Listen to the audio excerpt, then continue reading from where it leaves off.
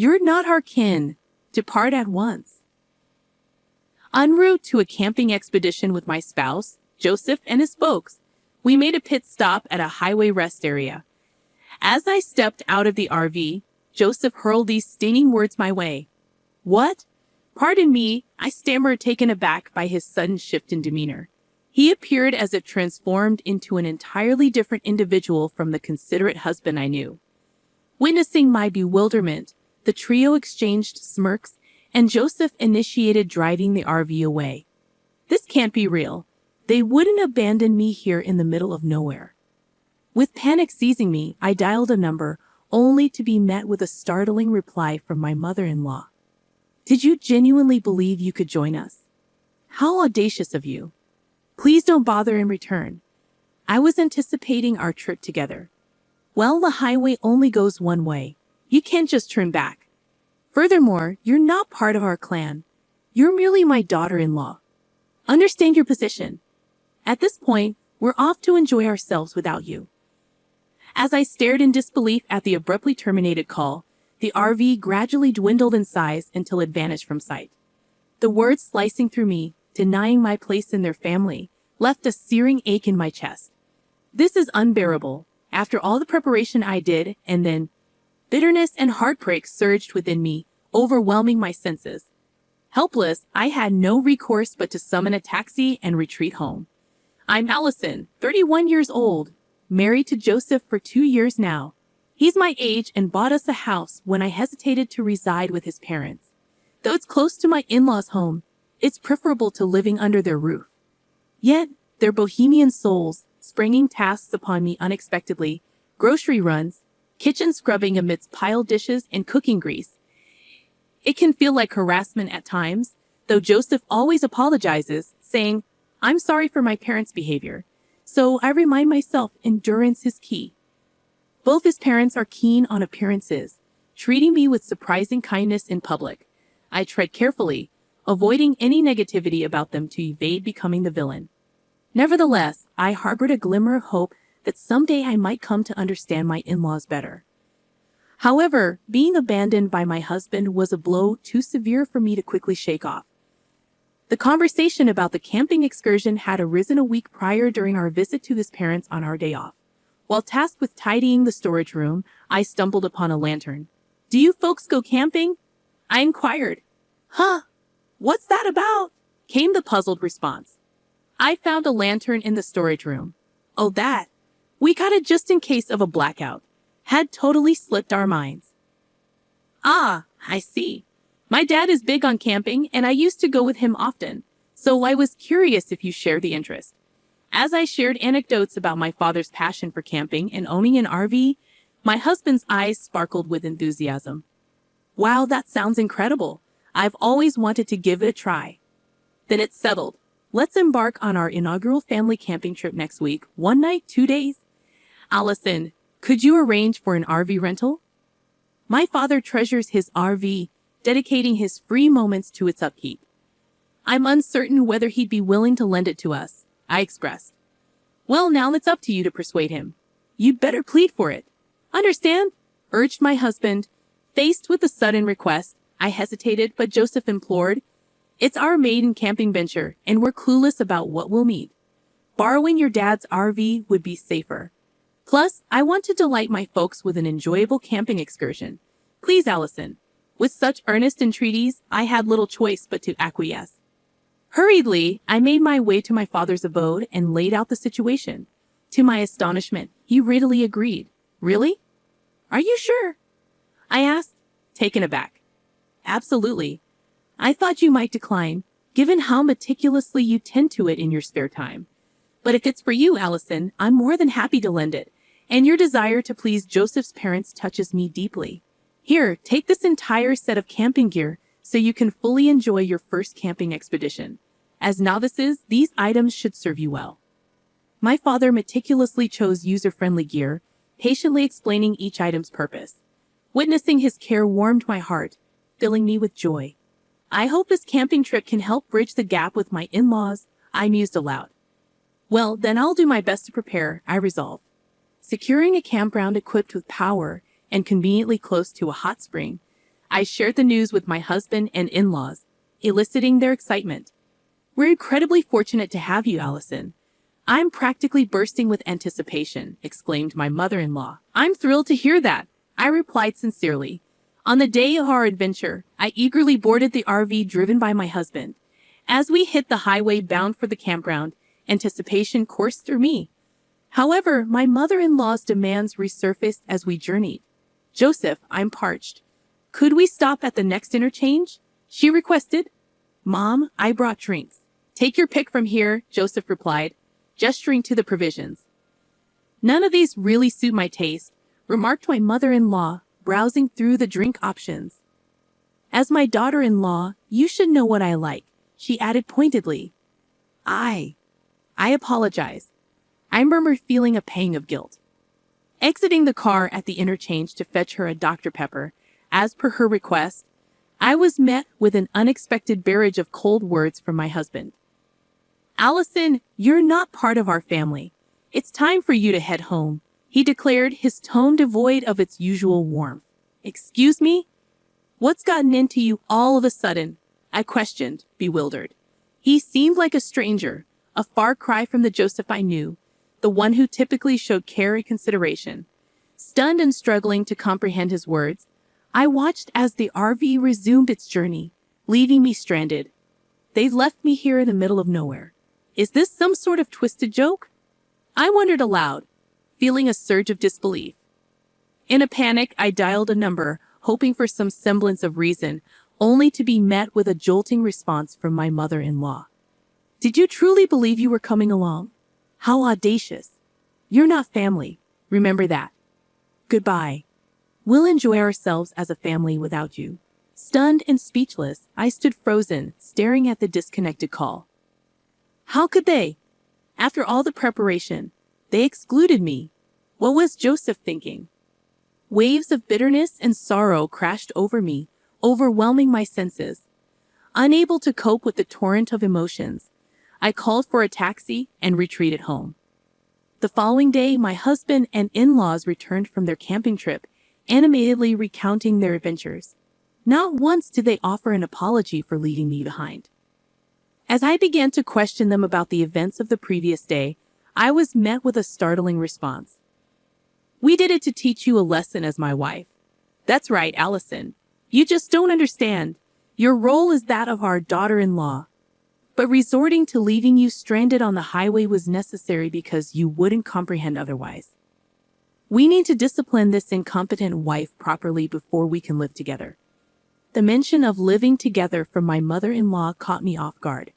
Fearing discussions were occurring behind my back, I interjected, "What do you mean by living together? I haven't been informed of anything like this. My parents' place is showing its age and reaching its limits. I've purchased a new home where we can welcome both Dad and Mom to live with us starting next year. With us all living together, I'll need to enforce stricter rules." "Be prepared," my husband declared. The news left me dumbfounded. Had he truly made such a significant decision without consulting me? It was unfathomable. My anger trembled within me, yet it seemed insignificant to the trio before me. To make matters worse, after borrowing the RV, they didn't bother to refill the gas or express gratitude to my father, I lamented. "Allison, why are you just standing there? Quickly return the RV to your father after cleaning the interior. Wash the car, then return it to him. We can't afford to appear thoughtless," my husband instructed. Glancing at the cluttered interior of the car, disappointment washed over me. Their disregard for both my feelings and my father's generosity was utterly unacceptable, unforgivable. After meticulously cleaning and washing the RV and ensuring the gas tank was filled, I returned it to my father. As I arrived, he greeted me with a warm smile. "How was the trip? Did you have a good time?" he inquired. "I wasn't even considered part of their family, so I didn't go," I replied solemnly. I recounted the events of being abandoned at the highway interchange on the day of the trip and my husband's sudden decision to live with his parents without consulting me. As I spoke, my father's smile twisted into a furious scowl. "I advocated for you, Allison, and they dared to subject you to such treatment. Unbelievable. We won't let this go unanswered. I won't stand by while they walk all over you, Allison. We'll get our revenge, he declared vehemently. How? I asked, intrigued. I have a secret plan, and I found the perfect camping spot. Listen closely, my incredible daughter. It's bound to work, he replied, a mischievous glint in his eye. This is the perfect opportunity to reel them in, I thought to myself, maintaining a composed demeanor as I addressed the three of them in a gentle tone. I've stumbled upon a spot even more remarkable than yesterday's. The autumn foliage is breathtaking right now. Instead of sticking to the confines of an RV, why not embark on a full-fledged camping trip? Picture pitching a tent, indulging in a barbecue amidst stunning scenery, and by nightfall, you'll be treated to a sky adorned with countless stars. Intrigued, my husband inquired, really? Where is this place? It's a hidden gem that I want to keep to ourselves. Can I join you to fulfill my role as your wife? I asked. That sounds great. It'll be a blast. Since it's in a secluded area, I'll take the wheel, my husband replied. I'll behave as your wife and as my in-law's daughter-in-law. Can I tag along? As expected, my husband and his parents were thrilled and readily agreed for me to join them. We decided to embark on another camping trip the following weekend. True to form, they left all the preparations to me, and their relentless attempts to instill discipline only intensified with each passing day. Holding on to my secret plan, I meticulously arranged my revenge, and the day of our excursion arrived. I borrowed an RV from my father, drove to a remote campsite, and watched as my husband and in-laws brimmed with excitement. Wow, it's like our own private paradise, they exclaimed eagerly, taking in the new surroundings. Let's go for a walk and soak in the scenery, Allison. You set up the tent, my husband instructed. Understood. Enjoy your stroll, I replied calmly. With that, I bid farewell to the jubilant trio and began preparations for our camping adventure. About 30 minutes later, my husband called in a panic. Are you lost? I can't find your dad's RV. I'm heading home with it, he exclaimed. What do you mean? I questioned, bewildered. Don't worry. I left you with the essentials for a true camping experience. This was my father's idea. He suggested we try wilderness camping, where we fend for ourselves, akin to being stranded on a deserted island rather than at a cushy campsite with electricity and nearby amenities, he explained. You should set up your tent quickly and gather wood for a fire. I know you don't have a lighter, so you'll have to start the fire the old-fashioned way. I left a pot so you can at least cook some rice, he added. You left us behind. I exclaimed in disbelief. You were the ones who insisted I, as your wife, wasn't part of the family and shouldn't come camping with you. So I dropped you off at the campsite and tearfully returned home. Isn't that what you wanted? My husband fell silent, momentarily struck by the weight of my words.